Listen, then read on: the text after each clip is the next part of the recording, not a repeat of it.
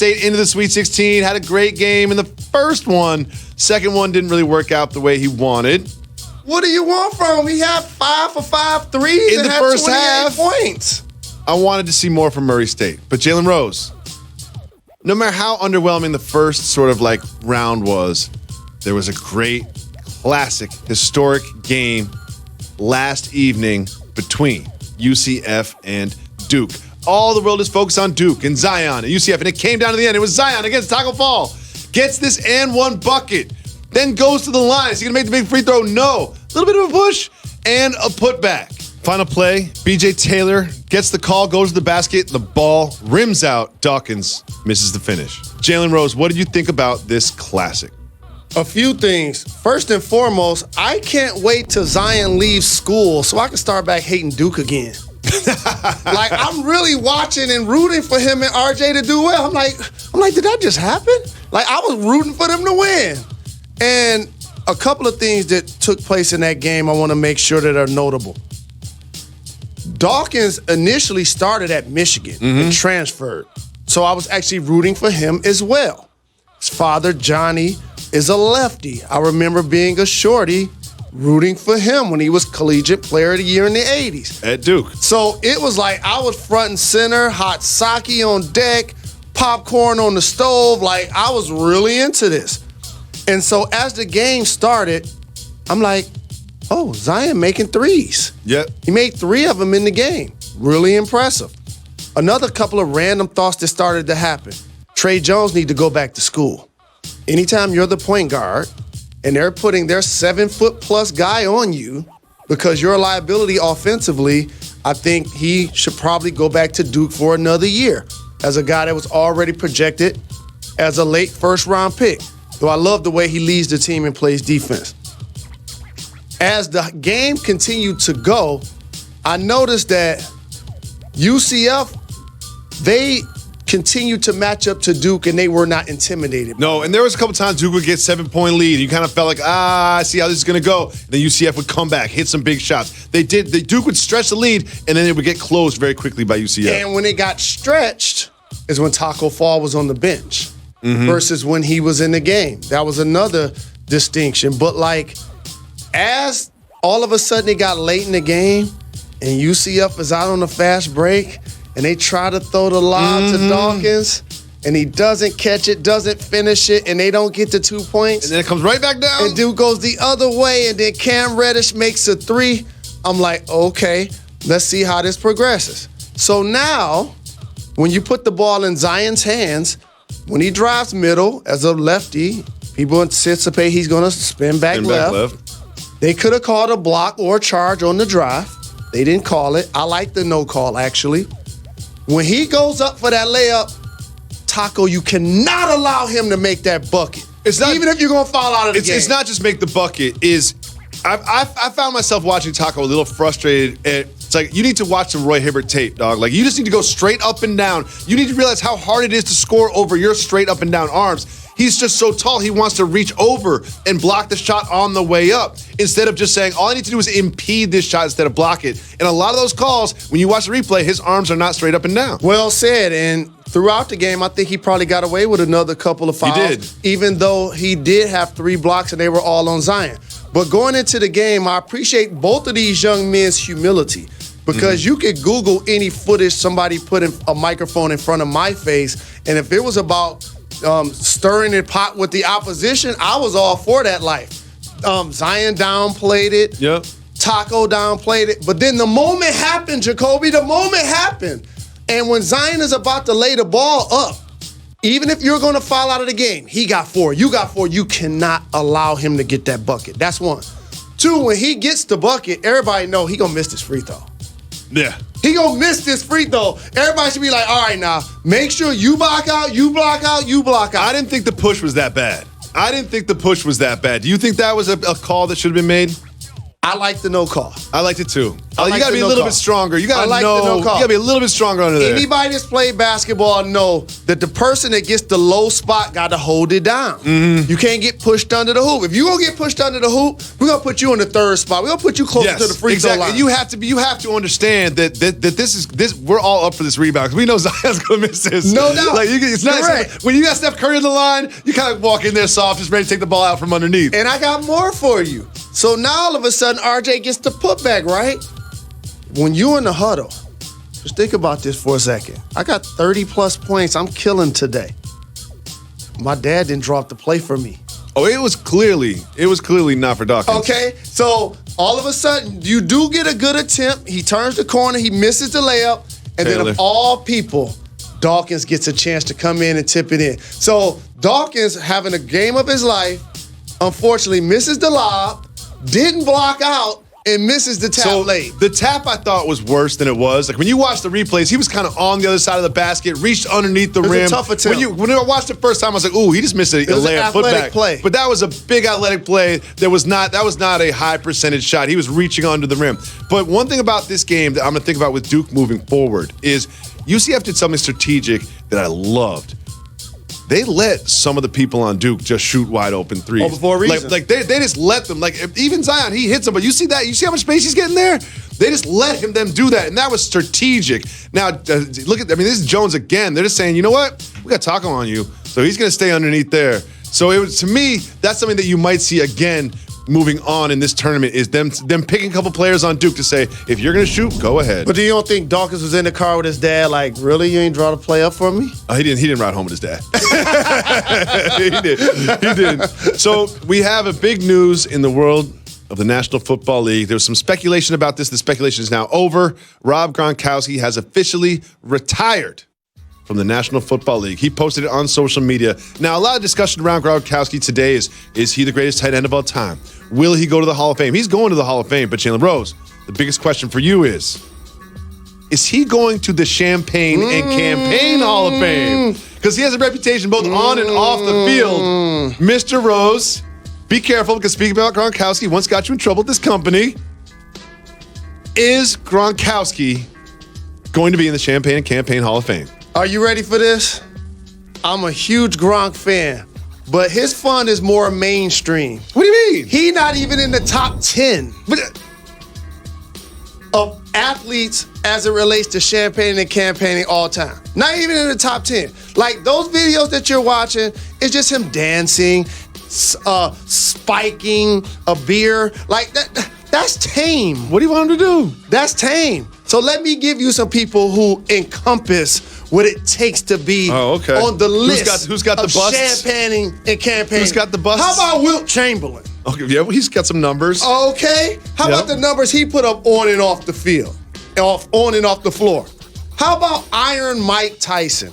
I remember a time in the mid-'90s I had just got to the NBA, and I promise I was going to Vegas when he was fighting Peter McNeely and Bruce Seldon and Lennox Lewis and Evander Holyfield. And you know what we was doing afterwards? We was partying in Mike's house. And he had livestock, okay? Livestock, okay? How about Dennis Rodman? Who went harder than him? Notorious. No one. How about him the point where they were going to his house, stepping over people to try to get him to come to practice? And how many hair colors did he have? How many tattoos did he have? How many piercings did he have? Okay? How about prime time? Prime time. You skip over Joe Namath? I'm gonna go back to him. I got you. Okay. How about Deion Sanders? Just Google Jerry Curl. His name will come up. How about the Jewels? How about the flair, the fashion? Come on, man. He had an album. Okay? Talk about it. He made an album when he was doing it. How about Joe Namath? He came up to the game with a fur coat on the sideline of a game. And not only that, Joe Namath would famously out and about in the New York City streets before games. Before 2, 3 in the morning. Yeah. Hey, Joe, good luck 3. Good luck in a few hours. Yes, yeah, exactly. You know what I mean? Good luck in a couple of hours. And then putting hours. up numbers. And then guaranteed they was going to win the Super Bowl and did it. And then the Mets, the 86 Mets. Should I say more? You seen the 30 for 30. Okay, a couple things. Whenever we make lists on this show, they're incomplete. So if you're watching this show for the first time, just understand every list that's ever been made on this show is incomplete and it's freestyle. not fully considered. Put too much thought into this. I mean, I would say Allen Iverson could use some consideration. Michael Jordan could use some consideration. So who you putting Gronk over? Who you putting Gronk over? I'm putting him over primetime. I'm putting him over primetime. I just think it's like, here's the thing. You know what? Let me tell you something. Jalen, I think so y'all let that this just Gronkowski is just not your brand of champagne and campaigning. No. That's what it is. It's not your brand of champagne and campaigning. It might be a little too frat boy for your taste. A little too beer over champagne for your taste. But I'm saying objectively, this isn't Jalen Rose's Champagne and Campaign Hall of Fame, is it? Yes, because you're asking me. And you just did my distinction for me. You didn't say who was in the light beer Hall of Fame. You asked me who in the Champagne and Campaign Hall of Fame. The light beer and campaign Hall of Fame, Rob Gronkowski runs the whole thing. Now, if Gronk was in the movie, it'd be Animal House. No question about it. I would love to kick it with Gronk. But the guys that I just gave you on a list are all-time legendary Champagne and Campaign first ballot Hall of Famers. Jalen, your soon-to-be adopted father, LeVar Ball, having some problems. We'll break it down right after this.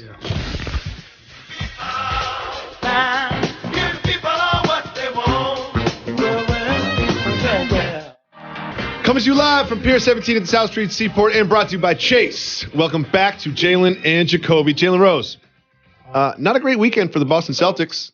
I'm sure that they were happy that everyone was focused on college basketball because their NBA basketball didn't go very well.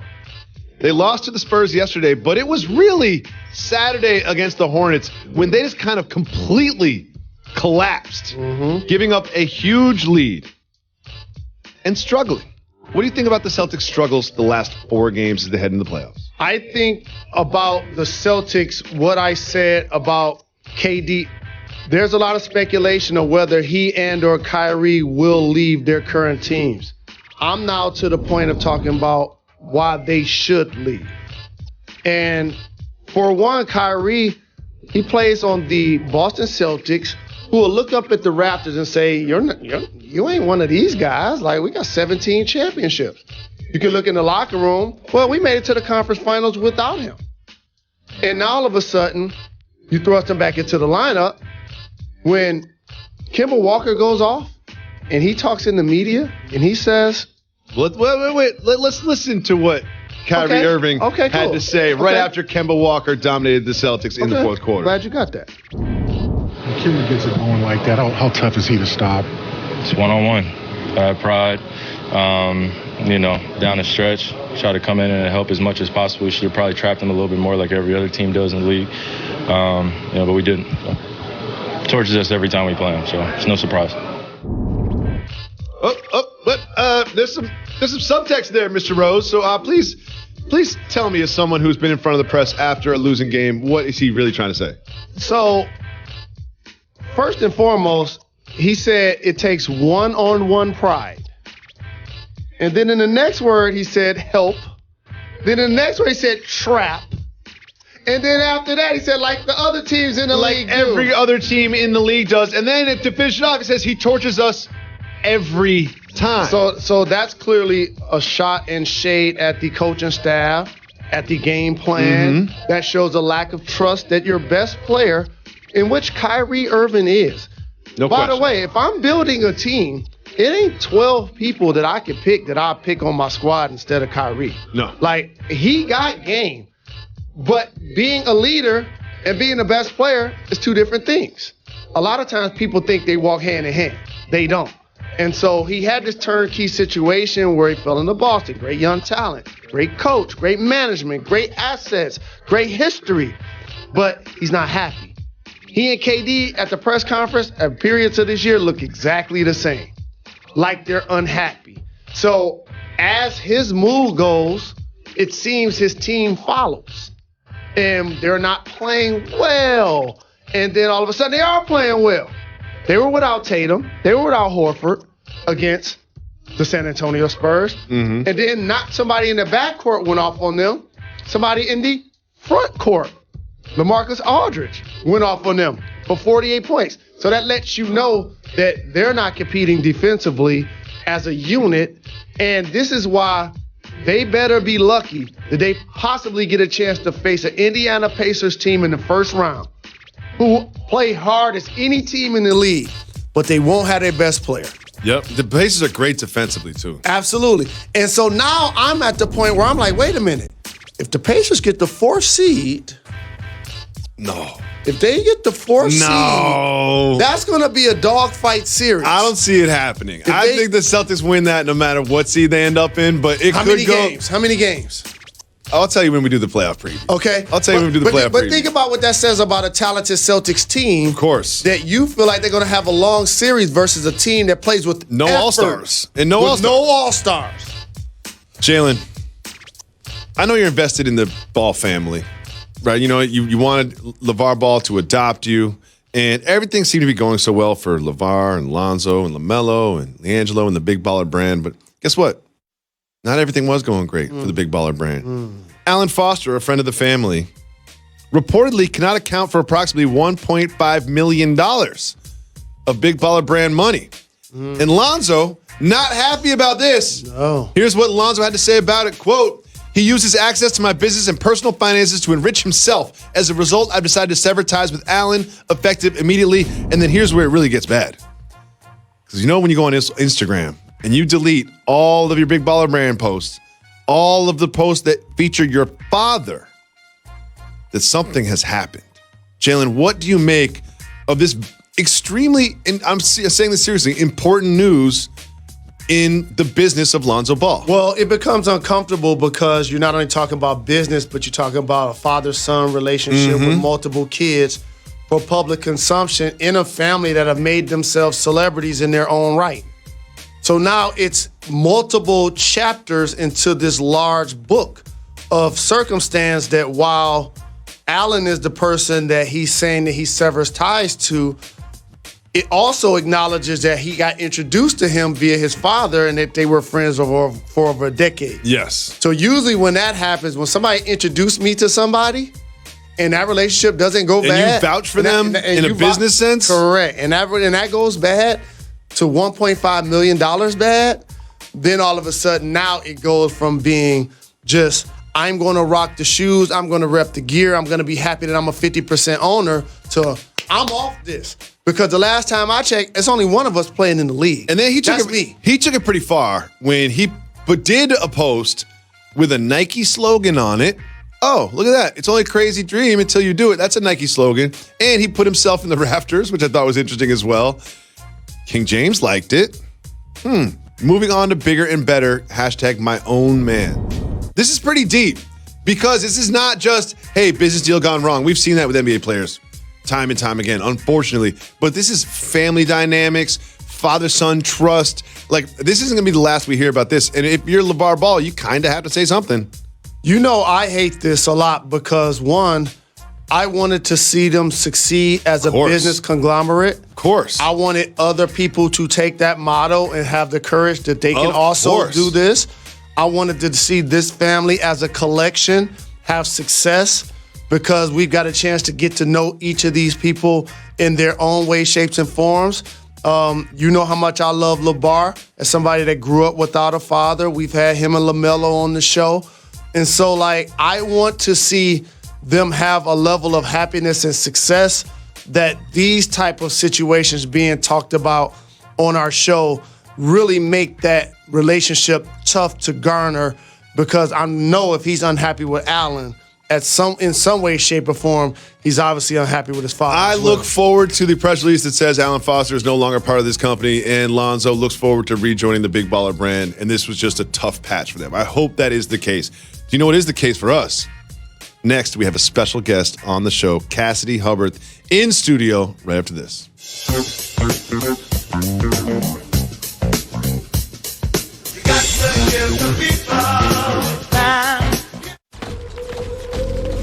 I've been asleep for 4 hours at that point, but back in my younger days, I would probably come home and watch that. Well, thank you so much for joining us, Cassidy. We start with the Golden State Warriors. The Golden State Warriors hosted the Pistons. It was an interesting game, but one thing that was really interesting about it was Kevin Durant's performance. He had 11 assists. Durant was distributing, but he only took 6 shots attempts and scored 14 points. Jalen, what do you think about Durant, the distributor? I wasn't mad at it as a Pistons fan. I hope that he kept passing and not shooting, especially since they have been struggling playing at home. But that's how the Golden State Warriors going to have to function. They have so many skilled players that demand shots that are going to have high usage. It's important for him in games where he's not necessarily the hot guy to distribute the basketball and make everybody else feel comfortable about their roles. Going to have to function when? That's how they're going to have to function in the playoffs? As they progress through the regular season. Oh, okay. Once the playoffs come, because that's what I'm saying. him, Steph, and Clay taking all the No, shots. I know. Because Dre said, basically, when it comes money time, we're going to need him to take more than 6 shots. Correct. I mean, I find it was cute, and that's pretty much what Right. what this Warriors team is with 9 games left. Kevin Durant can play around with his game and become a distributor because that's what this team allows. But yeah, he's going to have to need to take more than 6 shots, and good on him. The Warriors, they had 31 assists. He said he wanted to play a different game because he forced a lot of shots against the Mavs when they got blown out. So I think this is just him like, all right, I can play with my game because I'm on the Warriors. Well, it's interesting because they've played a few games without Kevin Durant, and I'm watching those games. I said to myself, is this what next season is going to look like? So, Cassie, I'm going to ask you straight up, do you think Kevin Durant will leave the Warriors? And personally, do you think he should leave the Warriors? Well, look, I'm not in the business of telling grown-ups what to do with their careers. I think what he should do is figure out what he wants to do and what he wants with his life, because he says that the NBA does not fulfill him. So he needs to figure out what fulfills him. And is that, his 35 ventures? Is it outside of basketball? Does he really want to be considered the greatest of all time? Does he want to be out of this second best, discussion when it comes to the NBA? I don't know. I mean, when you think about Kevin Durant, to me, face value, you think about someone who's struggling to figure out what he really wants. So what should he do? I mean, if he wants to win another championship and just stack up rings, of course he should stay with the Warriors. But if there's something else that he's seeking, if he really wants to be in New York to build an empire outside of basketball, then, do you. So I don't really know. I don't have any advice for him as far as what he should do for his basketball career, but personally, he should try to figure out where his happy is. And since he's going to be a free agent, of course, we're going to do a lot of speculating on what we think he's going to do. I believe he's going to leave.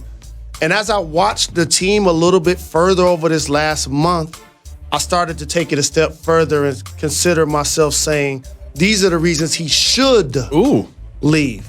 How about being a guy that puts up the kind of numbers that he puts up and you're never going to be considered for the MVP?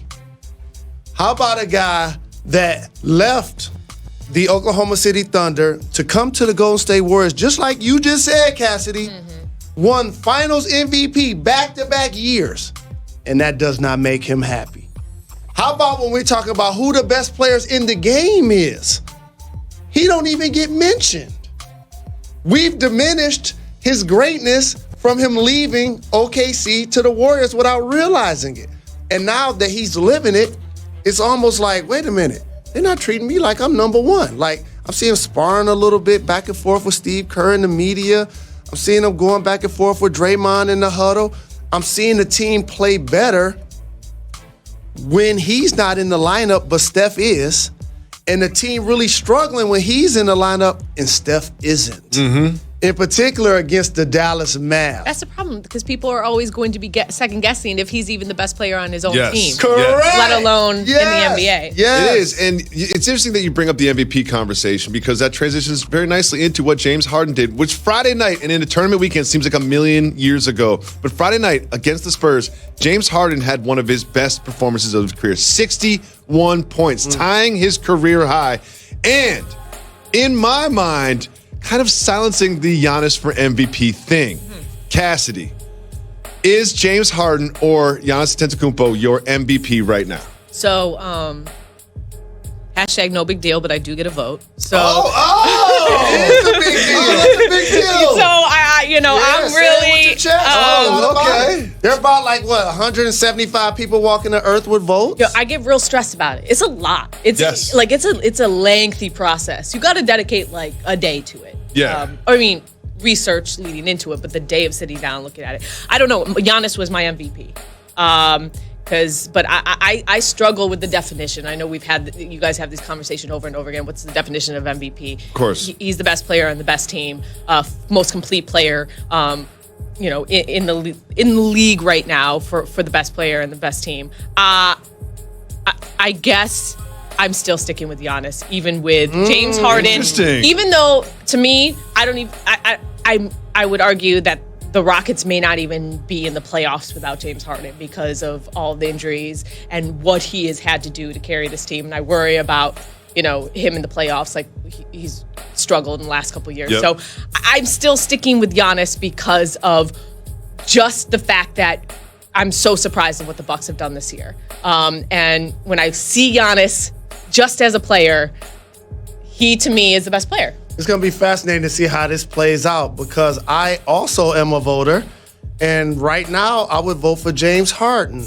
I think that there's a lot of basketball still to be played with around 10 games remaining for both squads. Each. So each can still give me some big-time Heisman moments, as I like to call them. But so far, it seems like Harden has done that. He's giving me 60-point games, 50-point games, 40-point games, 30-point streaks. And he has 6 games where he's scored over 50. How about that? 6 games. And so I've said multiple times, even before this year, he's the most unique offensive player that the game will see. Nobody else is going to lead the league at any point of their careers. In total points, in total assists. Usually that's 2 different people. Free throws made and 3-pointers made. Okay? At some point, different players start to fall off of those categories. For him to maintain that, it's a level of excellence. It's fun because it's someone the people that follow the NBA as close as we do is a lot of times at this point in the season, the MVP's kind of locked up. You know what I mean? So it makes it more fun because when you watch a Bucks game, you look at a Giannis is he trying to do something? Like the All-Star game where you're like, ooh, is this person trying to get the MVP? It's like every night with the Bucks and Rockets play, those 2 players kind of have something to shoot for. Last year, I had a little bit of regret. I picked James Harden as my MVP, but a little part of me wish I would have picked LeBron because of what he did and he played, all 82 games and the performance he put. I think we forget because of all the drama that happened this year. But I now kind of feel like it's reverse.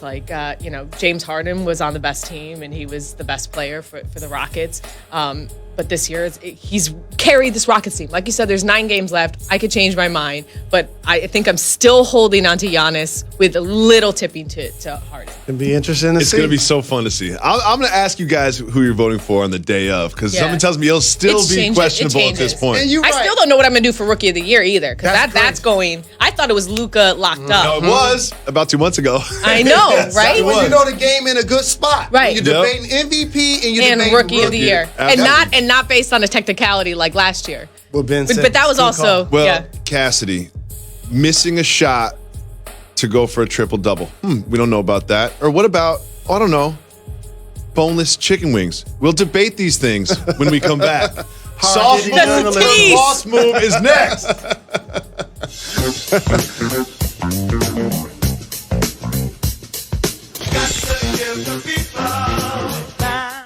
With all that USA I know you know this segment. It's one of our signature segments. So excited. It's time for Soft Move or Boss Move. Let's get it.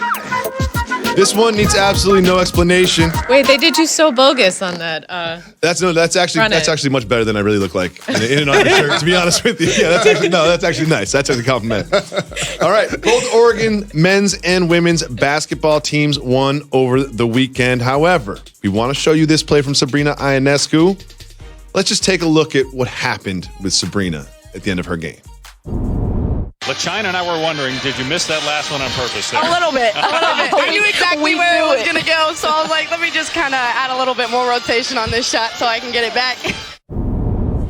Soft move or boss move, Cassidy. Kind of, sort of, intentionally missing a shot so you can get an extra rebound for a triple-double in the tournament. boss move. Okay, please explain. I mean, because she at least admitted it.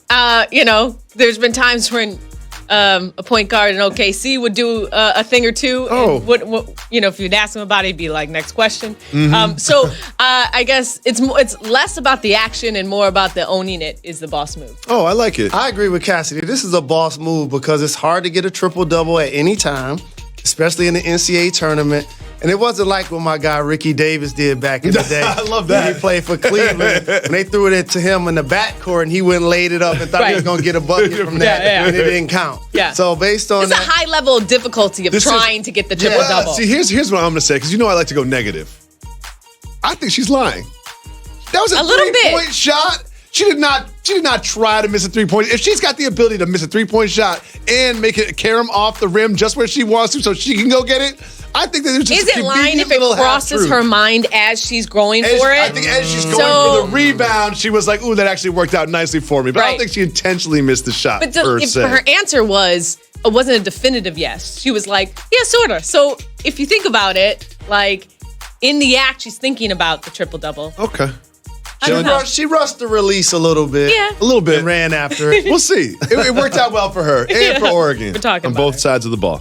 Next, this one I couldn't believe when this kind of blew up on Twitter for a second. I just couldn't believe it. Gentleman by the name of Kodak Black, who we're all familiar with. He was talking about his legacy on Instagram Live, and some people forget when they're on Instagram Live, just kind of like it's being recorded and distributed and people can actually see it. So here's what Kodak Black had to say about his legacy while he was on Instagram Live. Quote, people trying to say, oh, I can't put myself in the category with Tupac and them. Actually, I'm better than them. You know why? Because I live what I rap about. Them was just legends because they died. And he was talking about Tupac and Notorious B.I.G.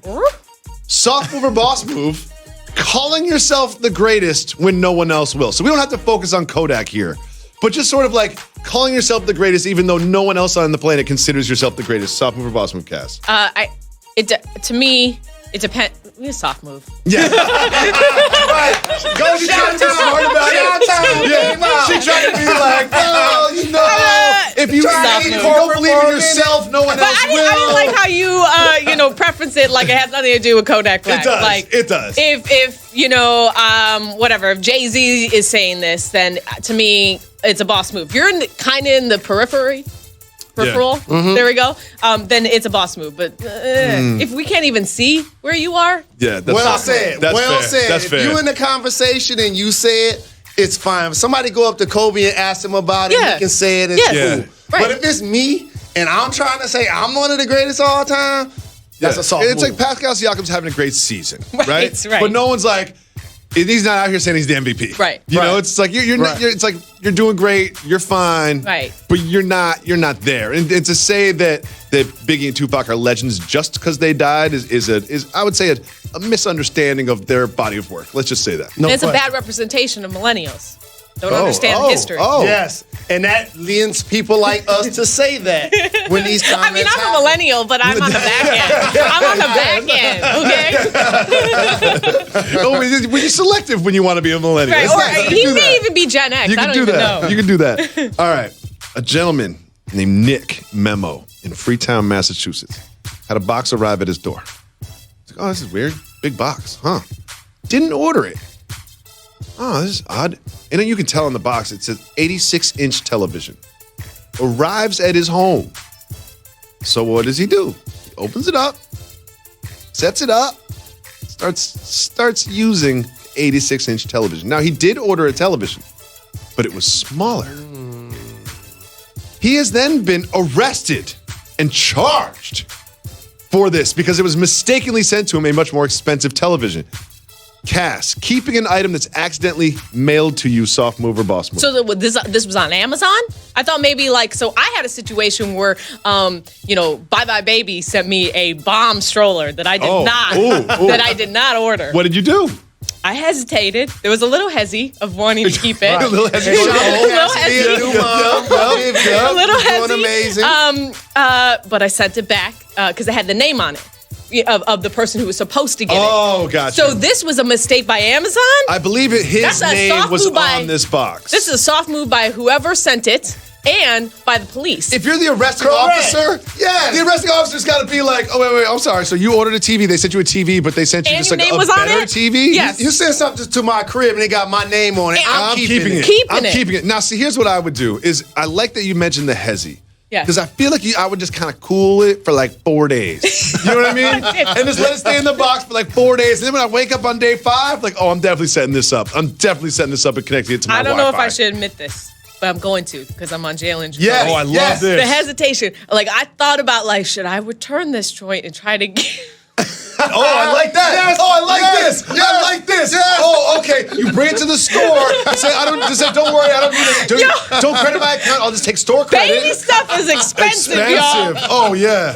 Oh, God. See, I love this. But I returned it. You know, Janice got her stroller. Shout out to Janice. Shouts out to Janice. You just, This you is know. good. This is good. So, what did your husband have to say? Yeah, he didn't do nothing with this whole process. It's been me and only me. I love you, and you're a great husband, but nah, you haven't been doing any of This that was like a stuff. borderline call that was very controversial. We had a tweet come into our account that caused a huge controversy amongst the staff earlier today. Let's take a look at this very important tweet.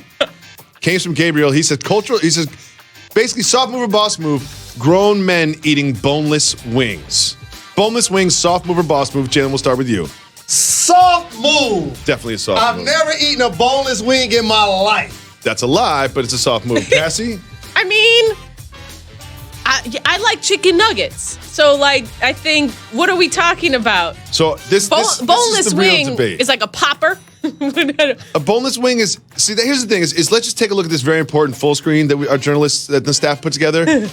A chicken nugget, a chicken finger, a chicken strip, a chicken tender, and a boneless wing. Like, what really is the difference between those? Yeah, I see. That's my problem. I don't know. How they're cooked? They're all breaded and fried. Not necessarily. The other ones don't come initially with bones. Chicken wings do. So what do you think That's a boneless the chicken wing difference. is? A nugget, and here's another thing. A nugget is a white meat. That's more of a breast type meat. Chicken wing is more of a dark meat. Oh. Like with the wing, like with the thigh, like with the leg. Like So do you think that boneless chicken wings are someone took the bones out of chicken wing meat and then re-put them together? Yeah, I don't how's think that's that what's work? going on there. all I know is either my ancestors are loving this conversation or hating it because I'm representing this chicken conversation to the fullest. And I'm So telling you, it's a soft Filipinos move. like chicken too. Damn. I ordered chicken wings on Friday. What kind? What kind? I wanted hot chicken wings, and she goes, we only have boneless. You said, no, I don't want them. No, I said, well, that sounds good. I'm hungry. I'll take those, fine. And she brought chicken